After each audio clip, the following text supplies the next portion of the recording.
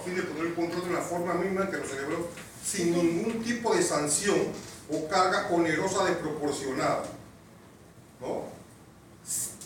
Sin pérdida de las cantidades abonadas por adelantado ni el abono de cantidades por servicio no prestado. Ejemplo, si yo tengo un contrato con Sky, esta empresa que brinda servicios de televisión digital, ellos están obligando a uno a que tiene que pagar por un año obligatoriamente y que uno no se puede salir por un año. Bueno, el resto podemos salir y que cuando tengan y que haya cláusulas penales en contra del consumidor, que estas son ilegales, son cláusulas abusivas.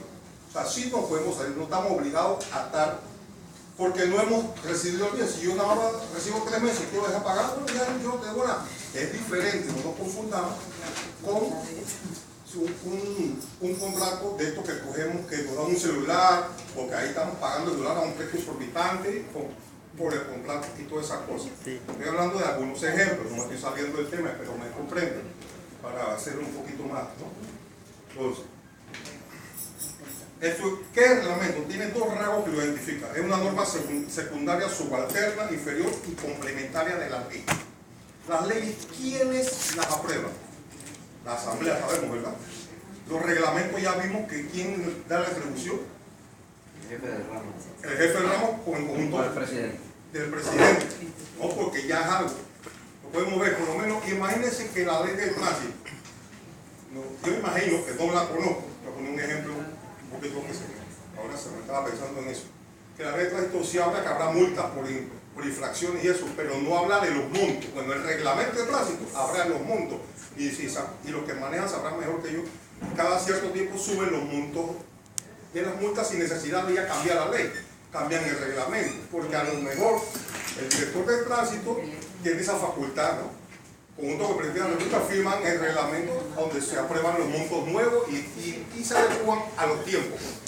Entonces, cinturón de seguridad, esta cosa, y no hubo que reformar la ley para llevar a cabo. Entonces, para eso nos sirven los reglamentos, para ir más al detalle de lo que la ley, vamos a llamar, de los vacíos que pueda dejar la ley, y ya va más al detalle al día a día. Generalmente no es que el presidente y el ministro del ramo, en el caso nuestro del MISI, ellos dos se sientan y van a crear reglamentos, ¿no? Crean una junta técnica con los actores que tienen que ver en el tema, la asociación de consumidores que sabemos que existe, ¿verdad? Los empresarios, todo lo que tengan que ver con el área, en mayor ocasión porque ya con las diferentes situaciones, ¿no?, que se puedan dar en otros ministerios. Entonces, si se tiene que ver con el MIBI, va para la espía, la junta técnica, no sé qué, y todas esas cosas. Eso es más o menos mi participación en cuanto a los reglamentos. Si desea preguntar a usted, ¿cuál es la diferencia entre el reglamento y el reglas? ¿Cómo contestaría? La diferencia del reglamento y el regla. Reglamento, como ya lo dije, se deriva de una ley, ¿verdad? Reglas no necesariamente tienen que derivarse de una ley para el concepto, son reglas que pueden poner, se van estableciendo por la costumbre o adecuándose a los tiempos. No necesariamente tienen que entrar, ¿no?, por ley ni por reglamento, porque por lo menos el reglamento nuestro es un decreto ejecutivo que lo da controla. O sea, esta vez lo que el compañero dice, pero tengo que tener un poquito más.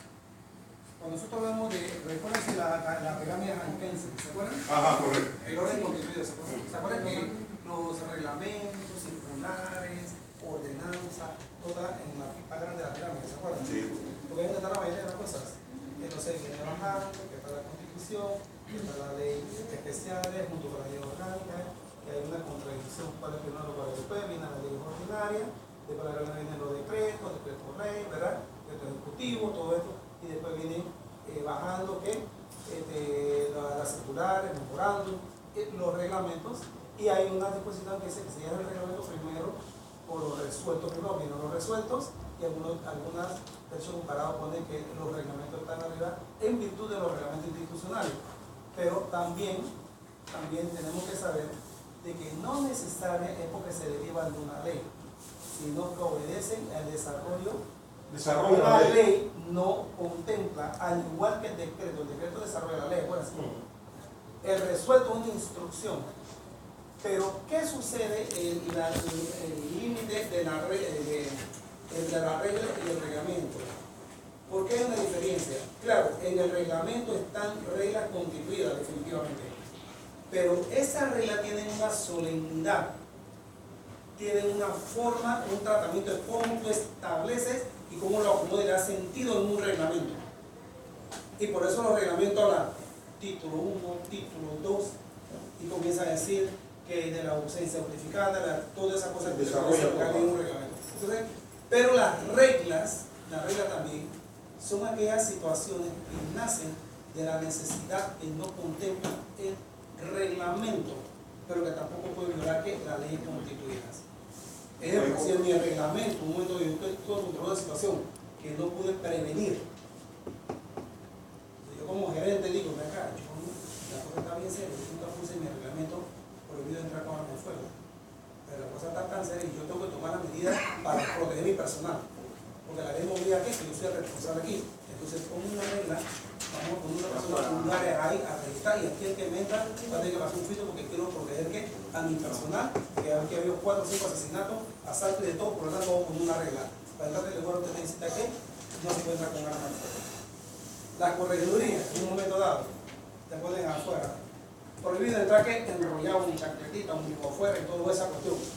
Esas son reglas que cuando tú adecuas tu reglamento, lo revisas, eso te sirve ¿a qué? ¿Para qué? Integrarlo. Porque se dio por una necesidad de regular una actividad pública. Regular, ¿verdad? Lo mismo celulares.